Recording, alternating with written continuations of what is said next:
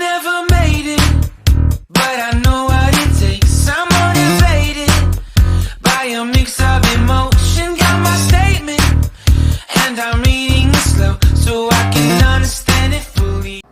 Olá, sexto ano, boa tarde a todos. E como eu havia prometido, hoje, essa semana, na verdade, nós sentaríamos para revisionar o nosso capítulo estudado, certo?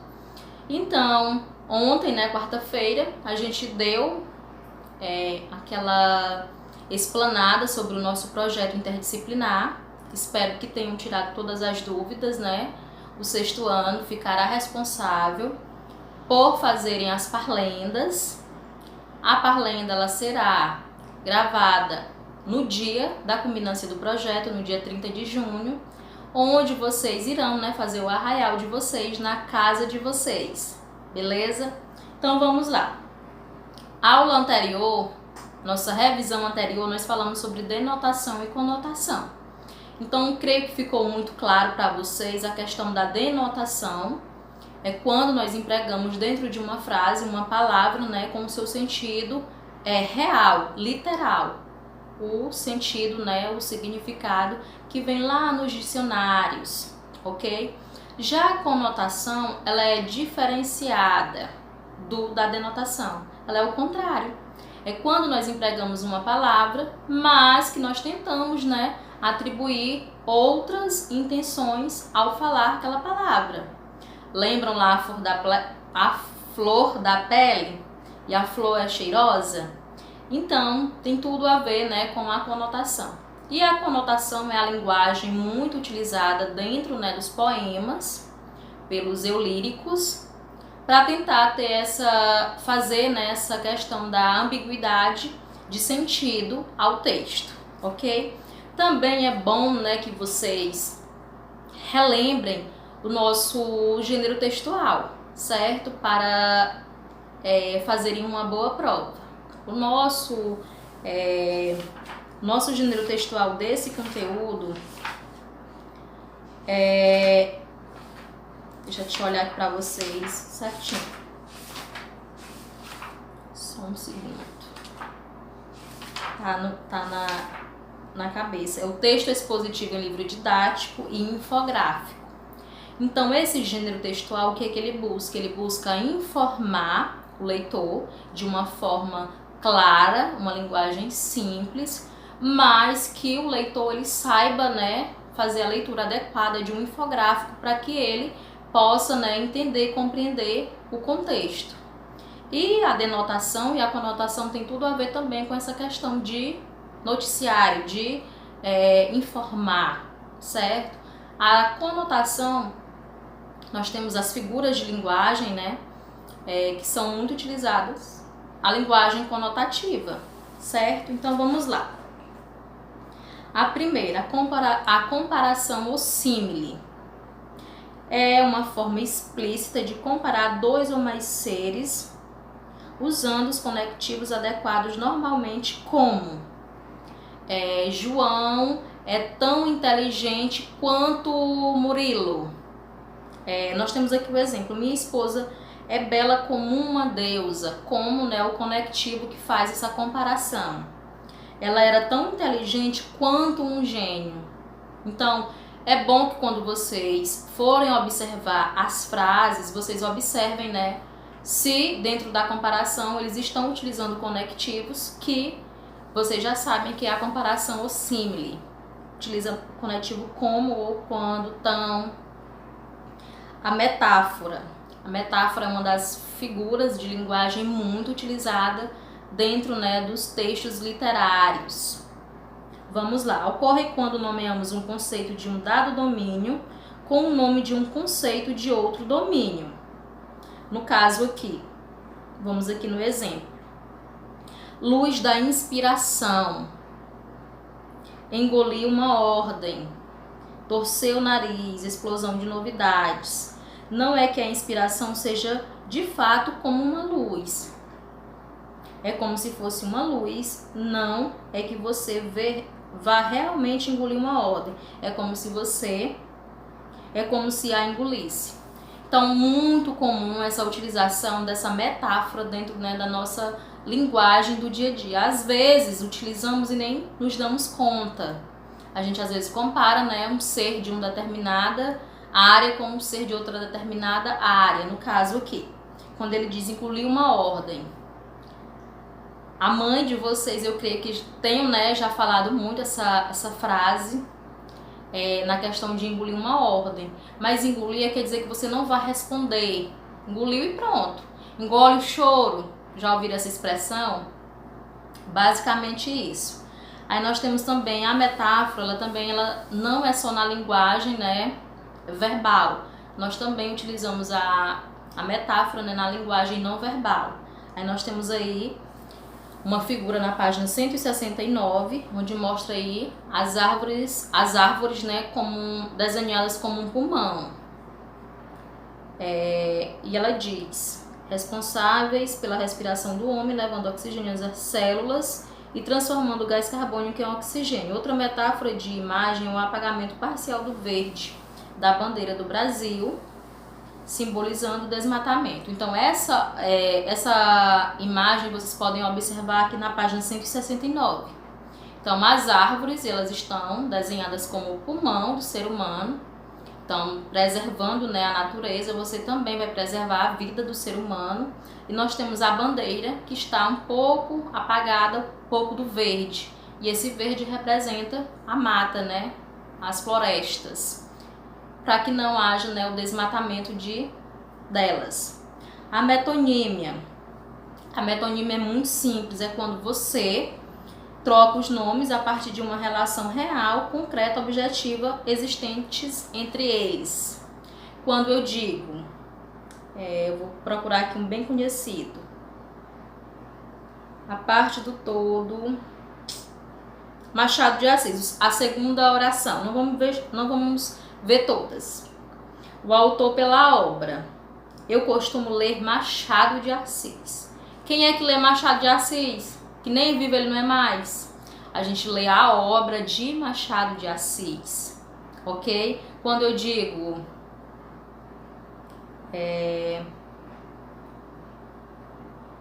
o bombril arranhou meu dedo. Que arranhou o seu dedo na hora de lavar a louça não foi o bombril é a marca. O que arranhou o seu dedo foi a palha de aço. Aqui na nossa região, nós geralmente trocamos, né? Falei sobre o sabão Omo, que Omo é a marca, o que nós chamamos, né, o produto, o sabão é em pó. Nós chamamos outro, que boa é a marca da água sanitária. Então, dentro da casa de vocês podem observar que às vezes a gente faz essa troca. Então, essa troca nós chamamos uma figura de linguagem, a metonímia. Nós temos a catacrese, também muito utilizada, né? Quando nós atribuímos nomes às coisas que nós não sabemos ou que às vezes o nome é dificultoso. Vamos lá, asa da xícara. Quem é que sabe o nome da asa da xícara? Ninguém sabe, só chama asa da xícara. Então isso é a catacrese. Perna da mesa, perna da cadeira, a batata da perna, o pé da barriga, a pá das costas. Quem nunca já ouviu essas expressões? Então isso é chamado de catacrese. É quando você nomeia os objetos que você não sabe ou que não são conhecidos. No caso, ele dá o exemplo aqui da abóbada palatina. Nós chamamos o céu da boca. É bem mais fácil, né? Chamar o céu da boca. Então essa é a catacrese. A elipse. A elipse é a omissão, é quando você omite um termo e você consegue identificar quando você faz a leitura ou a fala. No caso aqui, normalmente saímos muito. Quando eu digo normalmente saímos, esse saímos denota que eu estou falando de nós. Eu também me incluo, né, nessa categoria. Então ficava calado, evitar o conflito. No caso, evitar o conflito para evitar o conflito. Então, dentro dessas frases foram omitidas, né, palavras. Isso se chama de elipse. essa elipse ela também é muito usada dentro, né, da nossa linguagem, do nosso dia a dia, quando a gente fala, né? Geralmente, no caso, saímos para tomar um sorvete, comemos uma pizza. Então, tudo isso tem omissão de termos dentro de uma frase. Então, é bom que vocês analisem quando vocês forem, né, fazer a avaliação. E se tiver faltando um termo que dá para identificar, é a elipse, ok? Próxima, a elipse também ela pode também ser chamada de zeugma. A zeugma está mais abaixo. A elipse de um termo anteriormente expresso dá-se o nome de zeugma. Vamos lá. Os 4 eram espaçosos. Os quartos, na verdade, eram espaçosos. A sala pequena, a sala era pequena. Ela preferia refrigerante, ele suco. Então, você falou no começo da frase, mas lá no final da frase você não quis repetir. Então, você omitiu. Isso nós chamamos de zeugma.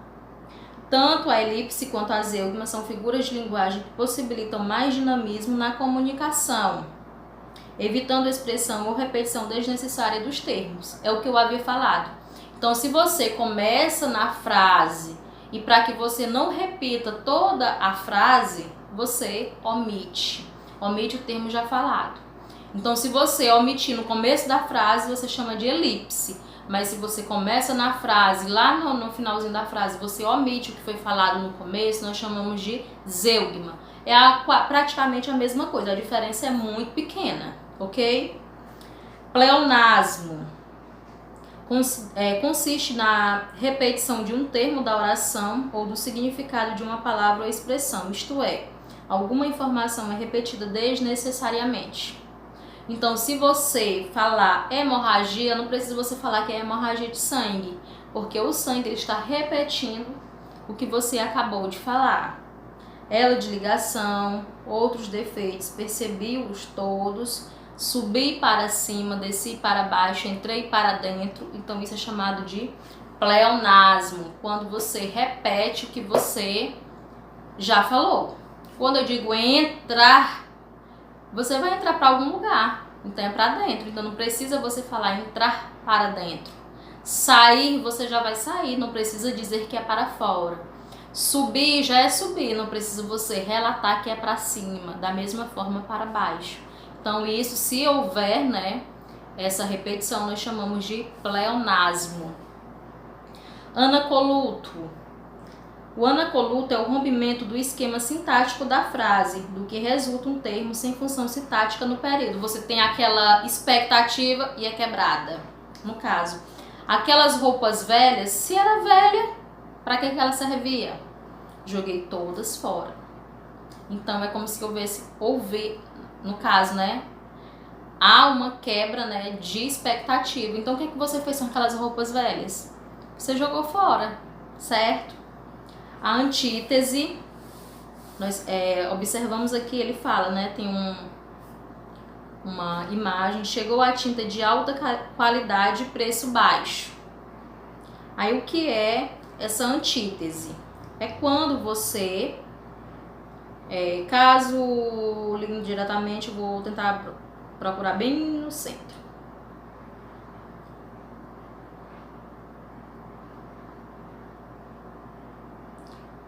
Diretamente entre as palavras. Caso a oposição ocorra entre as palavras indiretamente, temos uma figura chamada paradoxo.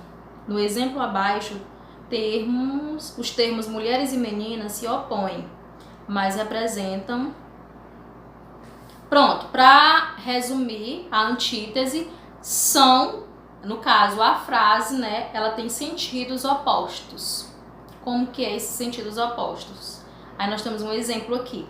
Muitas mulheres conservam a aparência de menina. Menina e mulher eles são opostos. No caso aqui, chegou a tinta de alta qualidade, preço baixo. Então, são também opostos. Então, quando vocês virem, né, no caso, essa oposição de sentido, nós chamamos de antítese. Ironia. A ironia é quando você usa uma expressão, né, mas com uma outra intenção. Sabem quando as pessoas são irônicas, quando elas utilizam a palavra, né, para, vamos dizer assim, dar outro sentido. Logo na fala vocês vão perceber o sarcasmo, né, vão conhecer o sarcasmo e a entonação apropriada. Geralmente as pessoas que são irônicas, elas já têm as caras, né, caras e bocas, elas têm a entonação diferenciada para falar o contrário. Vamos lá. Aquela mulher é um amor de pessoa. Aí minha cara de alegre, que ela é um amor de pessoa. Isso quer dizer, né, que ela não é um amor de pessoa, ela é inconveniente. Ela é muito gente boa. Boa de dar uma taca. Já ouviram essa expressão? Pois é, quer dizer que é chata. Então a ironia, essa sim, ela também é muito presente no nosso dia a dia. Percebam que nós temos 12 figuras de linguagem aqui no livro, mas que dentro da língua portuguesa nós temos outras, mas aqui são as mais importantes, certo?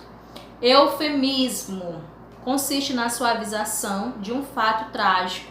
Então você não quer chegar e dar aquela notícia que vai assustar o cristão de Deus. Então, para tentar suavizar aquela mensagem, você vai rodear para falar o que você quer, certo? A intenção. No caso aqui, chega no nome do amigo, finalmente, a pessoa tá lá morta, finalmente, fulano de tal descansou, partiu do dia dessa vida para uma melhor, ele agora está nos braços de Deus. Isso quer dizer que ele morreu. No caso aqui, ela está com CA. Esse CA é a sigla que significa câncer. Como vocês sabem, o câncer é uma doença, né, que às vezes ela pode ter cura e às vezes não. Às vezes a pessoa não aguenta o tratamento. Então, quando é para ela receber essa notícia, ela não pode receber, você tá com câncer. É a mesma coisa de assim, você vai morrer. Então, tem todo um aparato, né, para chegar para poder avisar aquela pessoa doente. A hipérbole. A hipérbole é o exagero que nós temos quando falamos. Estou morrendo de sede, estou morrendo de fome. A professora vai me matar de estudar. Quem já viu alguém morrer de estudar? Fiquei mais sabido. Esperei 1000 anos por vocês. Para viver sem a maior dificuldade. Então a hipérbole é aquele exagero. Eita, que hoje eu fui na rua, comprei, foi o supermercado todinho. Quem já ouviu essa expressão? Comprou nada, que lá ainda foi muita coisa para vender. Então a hipérbole, ela atua, né, como o exagero dentro das orações. E por último, nós temos a prosopopeia e a personificação. A prosopopeia consiste em colocar em cenas seres que não poderiam dela participar como interlocutores. Vamos aqui, o menino aguou atentamente a roseira. Muito obrigado, agradeceu uma rosa. Quem já ouviu uma rosa falar? Já ouviram? Que eu nunca ouvi, certo? Então não tem como a rosa ela atuar como interlocutor. Por quê? Porque ela é um ser, né, vivo, mas um ser que não fala, que não interage. Aí nós temos lá a personificação. A prosopopeia não se confunde com a personificação. Por quê? Vamos ver o porquê. Que consiste na atribuição de características humanas a seres inanimados ou irracionais.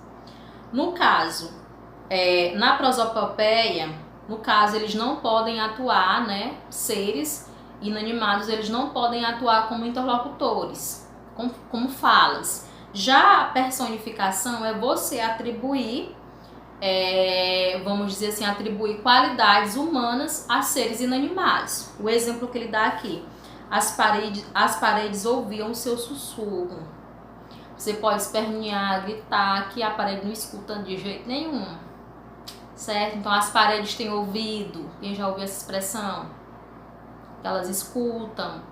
Então, dentro, né, do nosso dia a dia, dentro da nossa vivência, nós utilizamos muito as figuras de linguagem, mesmo que não percebamos, que não percebemos, né, na verdade, mas se formos analisar, ela está presente no nosso dia a dia, certo? Então, mesmo que a gente não saiba qual é, agora vocês vão saber qual é a figura que vocês estão utilizando, elas são muito empregadas, né, dentro da linguagem, principalmente da linguagem poética, dentro dos poemas, onde eles praticam a ambiguidade de sentidos.